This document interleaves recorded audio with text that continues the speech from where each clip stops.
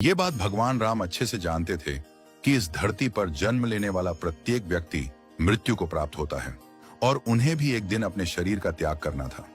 लेकिन जब भी धर्मराज यमराज भगवान राम को उनके शेष समय के बारे में सूचित करने का प्रयास करते, राम भक्त हनुमान उन्हें आने से रोक देते थे, क्योंकि उनका भगवान राम के प्रति अत्यधिक मोह था। धर्मराज जानते थे कि हनुमान अमृत प्राप्त कर चुके हैं और वे बहुत शक्तिशाली भी हैं, इसीलिए वे उन्हें क्रोधित नहीं करना चाहते थे। लेकिन भगवान राम को पता था कि धरती पर जीवन लेने वाला हर एक को मृत्यु का सामना करना पड़ता है।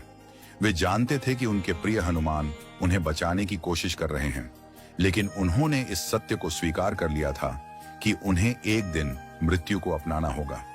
भगवान राम हनुमान के होते हुए भी मृत्यु प्राप्त नहीं कर सकते थे। एक दिन हनुमान जी महल से बाहर बगीचे में घूमने गए थे। इसी दौरान राम जी ने अपनी अंगुली से एक अंगूठी निकाली और उसके साथ खेलते खेलते उन्होंने अंगूठी को जमीन पर पड़ी एक दरार में गिरा दिया। जब हनुमान टहलने के बाद महल में लौटे, तब भगवान राम ने उनसे कहा, हे बलि, मेरी एक अंगूठी खो गई है, क्या तुम उसे ढूंढने में मेरी सहायता करोगे? हनुमान जी ने सहमति में सिर हिलाया और अपने शरीर को छोटा करने लगे। अगले ही पल उन्होंने अपने शरीर को इतना छोटा कर लिया कि वे जमीन में बनी दरार में प्रवेश कर सकें।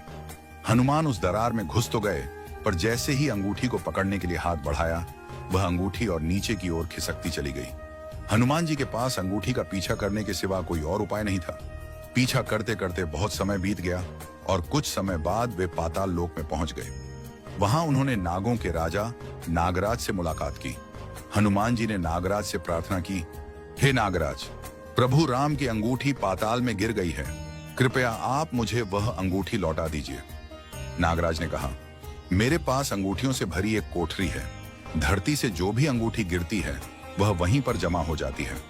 आप उस कोठरी में जाकर अपनी अंगूठी ढूंढ लीजिए। हनुमान जी ने कहा, ठीक है, मैं वैसा ही करूंगा। यह कहकर वे कोठरी में गए और वहां सैकड़ों अंगूठियां पड़ी थीं। थोड़ी देर खोजने पर उन्हें श्री राम की अंगूठी मिल गई। वे उसे लेकर लौटने लगे, परंतु पाताल में समय की गति बहुत धीमी होती है। वहां का एक पल पृथ्वी लोक में कई वर्षों के बराबर होता है। जब हनुमान अयोध्या पहुंचे तो काफी समय बीत चुका था। इस दौरान भगवान राम अपने नश्वर शरीर को छोड़ चुके थे। हनुमान जी अपने प्रभु राम से अंतिम बार मिल नहीं पाए, यह सोचकर वे व्याकुल हो गए। उन्हें गहरा दुख हुआ।